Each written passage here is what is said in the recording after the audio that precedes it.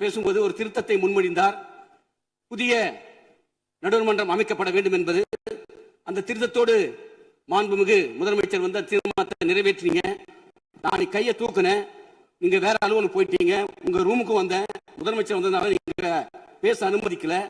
ஒரு திருத்தத்தை கொண்டு வந்தால் அந்த திருத்தத்தை சட்டமன்றத்தில் பேரவைத் தலைவர் வந்து மற்ற உறுப்பினர்களுக்கு வைக்கணும். என்ன திருத்தம் கொண்டு வர சொல்லி அதன் மீது விவாதிக்க நீங்க அனுமதிக்கணும்.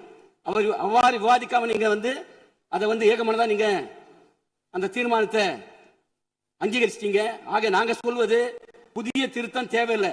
ஏன்னா ஏற்கனவே 1990 நாடாளுமன்றத்தில் வாக்கெடுப்பு மூலம் தான் வந்து காவிரி நடுவர் மன்றம் அமைக்கப்பட்டிருக்கிறது.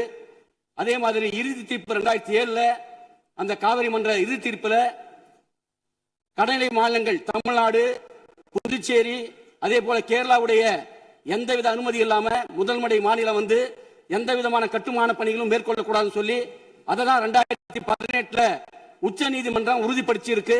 அதோடு இல்லாம உச்ச நீதிமன்றம் தெளிவா தன்னுடைய தீர்ப்புல சொல்லி இருக்கு. காவேரி மேலாண்மை ஆணையம், அதே மாதிரி காவேரி நதிநீர் பங்கீட்டு குழு வந்து ஒரு வருடத்துக்கு தமிழ்நாட்டுக்கு வழங்க வேண்டிய தண்ணீரை ஜூன் முதல் மே மாதம் வரை 177.25 நீரை மாதந்தோறும் வழங்கணும் சொல்லி அவ்வாறு இருக்கும்போது ஏற்கனவே உச்ச நீதிமன்ற தீர்ப்பு தெளிவா சொல்லியிருக்கு. அப்படி இருக்கும்போது புதிதாக ஒரு நடுவர் மன்றம் அமைத்தால் அது தமிழ்நாட்டுக்கு பாதகமா அமைஞ்சிரும். நாமளே போய் முதல வாயில சிக்கிற மாதிரி ஆயிடும்.